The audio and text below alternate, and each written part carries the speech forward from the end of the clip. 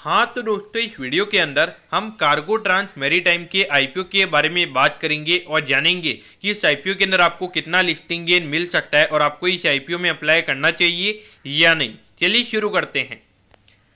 तो देखिए, सबसे पहले हम ये जानेंगे कि ये कंपनी क्या काम करती है। देखिए, जो कंपनी है 2012 में ही ये कंपनी स्टार्ट हुई थी और ये जो कंपनी है इंटरनेशनल लॉजिस्टिक सर्विस प्रोवाइड करवाने का ये कंपनी काम करती है।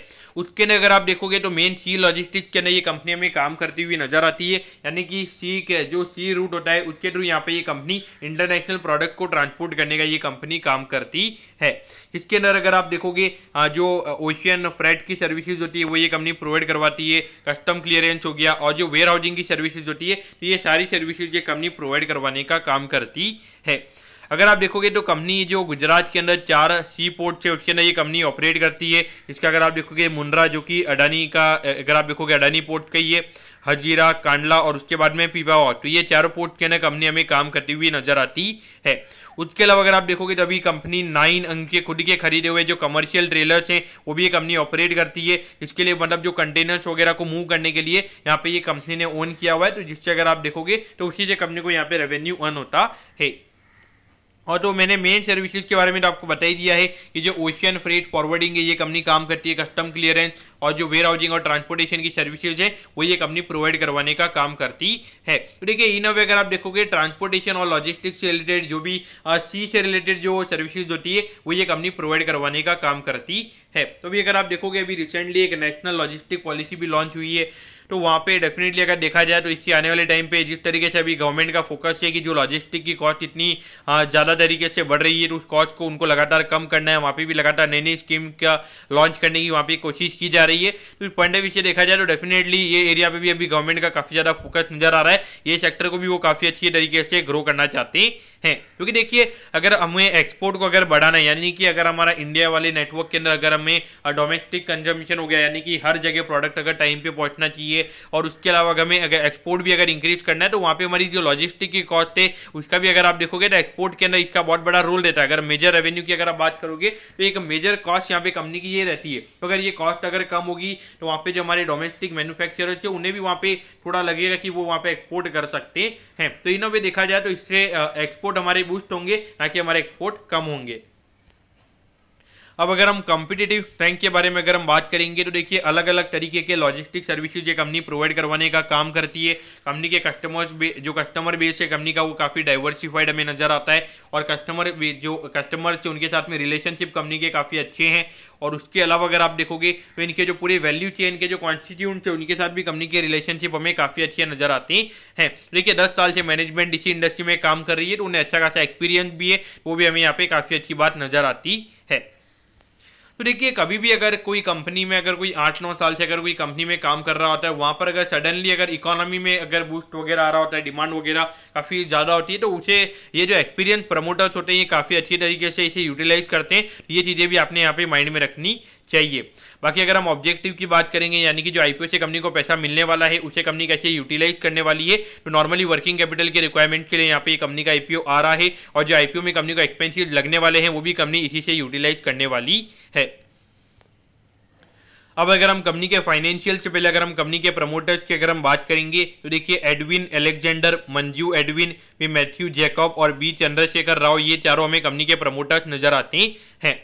अगर हम कंपनी के एसेट की अगर आप बात करोगे तो ऑलमोस्ट 5-6 करोड़ के नंबर से लगभग 11.5 करोड़ के लगभग हमें कंपनी के एसेट के नंबर अभी नजर आते हैं।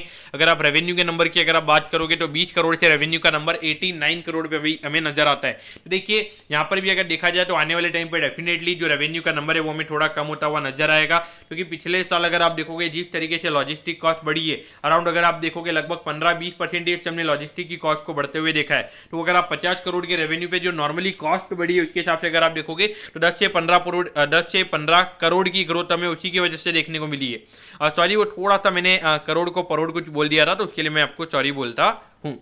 तो यहाँ पर अगर आप प्रॉफिटेबिलिटी की अगर आप बात करोगे तो 27 लाख रुपीज से ये नंबर अभी 2.36 करोड़ पे हमें नजर आता है। डेफिनेटली देखा जाए तो ग्रोथ के नंबर्स काफी फिनोमिनल है, लेकिन रेवेन्यू पॉइंट ऑफ व्यू से मुझे ऐसा लगता है कि ये जो नंबर है ये अभी हमें आने वाले टाइम पे थोड़ा कम होता हुआ नजर आएगा। लेकिन अगर डेफिनेटली कंपनी के वॉल्यूम के नंबर बढ़ेंगे तो वहाँ पे डेफिनेटली ये रेवेन्यू का नंबर हमें और ग्रो होता हुआ नजर आएगा। अब अगर हम आईपीओ के डिटेल्स के बारे में अगर हम बात करेंगे तो देखिए 27 को ये आईपीओ ओपन होने वाला है और 29 को ये आईपीओ में क्लोज होता हुआ नजर आएगा। 45 रुपए पर शेयर पे यहाँ पे ये कंपनी शेयर दे रही है और 3000 शेयर्स का हमें यहाँ पे लॉट नजर आता है, यानी कि एक लॉट को अप्लाई करने के लिए 1,35,000 रुपए लगेंगे। और अगर हम इश्यू साइज की अगर हम बात करेंगे तो 4,86 लाख रुपीज का हमें ये आईपीओ नजर आता है। इसमें से 2,43 लाख रुपीज का अगर आप देखोगे तो हमें वहाँ पे HNI कोटा नजर आता है 2.43 मतलब 2,43 लाख रुपीज का हमें यहाँ पे रिटेल कोटा नजर आता है। तो यहाँ पर अगर आप देखोगे तो आईपीओ काफी छोटा नजर आता है। लगभग अगर आप देखोगे अगर 150 लोग भी अगर आईपीओ को अप्लाई करेंगे तो वहाँ पे आईपीओ टोटली सब्सक्राइब हमें होता हुआ नजर आएगा। अब अगर हम वैल्यूएशन की अगर हम बात करेंगे तो देखिए पिछले साल की अर्निंग के हिसाब से लगभग 7 से 8 के लगभग का पी रेशियो में ईपीएस हमें कंपनी का नजर आता है और उसके बेसिस पे कंपनी का पी रेशियो सिर्फ 5.7 गई है, यानी कि लिस्टिंग के लगभग जो कंपनी के मार्केट कैप की अगर हम बात करेंगे तो लगभग 15 से 16 करोड़ का मार्केट कैप ये कंपनी का लिस्टिंग के वक्त हो सकता है। बाकी अगर हम देखेंगे तो रिटर्न ऑन नेटवर्क का नंबर अगर आपको लगेगा कि नंबर ये लगातार क्यों गिर रहा है, क्योंकि देखिए बिजनेस में अगर लगातार कैपिटल अगर आप डालते रहते हो आपकी जो रिटेन अर्निंग है वो बढ़ती रहती है, आपके एसेट के नंबर अगर बढ़ते रहते हैं तो वहाँ पे डेफिनेटली वो नंबर यहाँ पे इसको कंटिन्यू रखना काफी मुश्किल रहता है। बाकी अगर हम एनएवी की अगर आप बात करोगे तो 17 रुपए की एनएवी हमें यहाँ पे कंपनी की नजर आती है, यानी कि बुक वैल्यू में कंपनी की नजर आती है और 45 रुपए पर शेयर पे यहाँ पे ये कंपनी शेयर दे रही है। तो इन अगर आप देखोगे 2.5 टाइम्स के लगभग यहाँ पे ये कंपनी का आईपीओ आ रहा है।